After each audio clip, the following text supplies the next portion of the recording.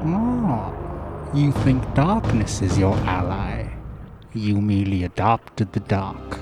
I was born in it, molded by it. That's my impression of Bane in 2012's The Dark Knight Rises when he's chastising Batman for using the dark to his advantage. Now, my impression sucks, but there's arguably no character more associated with movie darkness than Batman. With 13 on-screen appearances across nearly 60 years, Batman is one of the longest-running franchises. And when you take films from across different eras and compress them into one big barcode-looking thing, they can serve as a sort of proxy for a story about the darkening of movies and TV in general. In the 1960s, Batman movies burst with color and brightness. But by 2022's The Batman, just look at it. It's a movie that lives and breathes darkness. So much darkness that some audience members have complained that it's almost too dark. You can see the same pattern in the Harry Potter films, and in Game of Thrones, and the Spider-Man franchises. So, yeah, it's not just you complaining.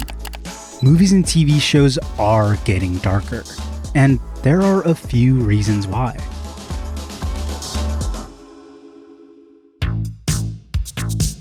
Check out this graph by Stephen Follows, a data researcher for the film industry. He charted the top 100 grossing films in the US from 2000 to 2015, and what type of camera they were shot on.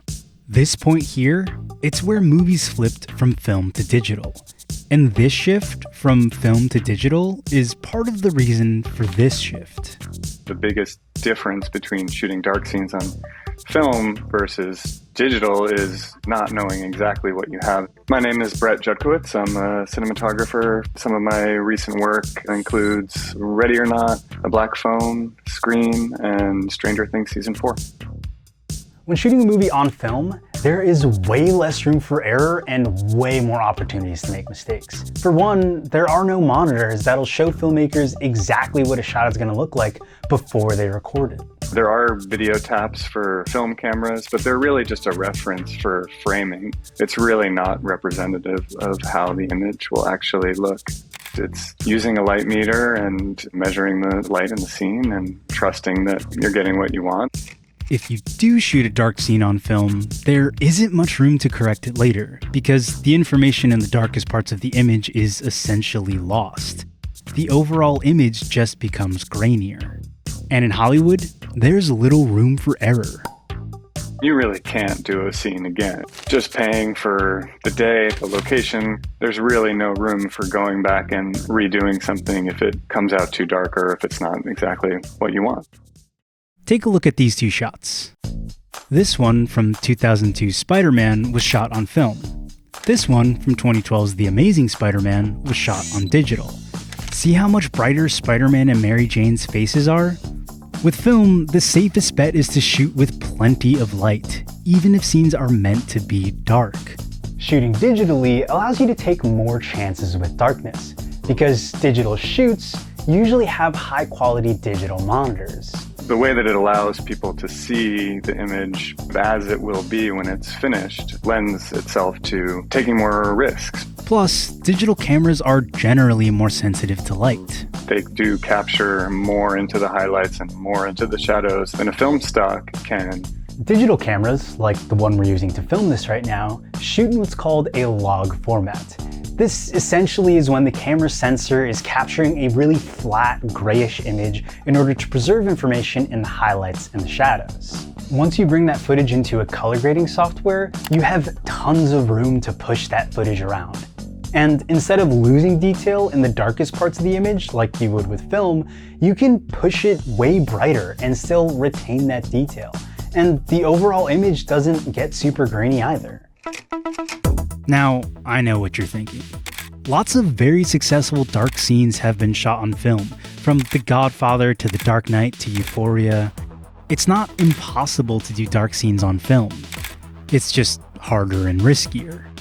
Regardless of film or digital, shooting dark scenes is always a balance between information and artistic intentions.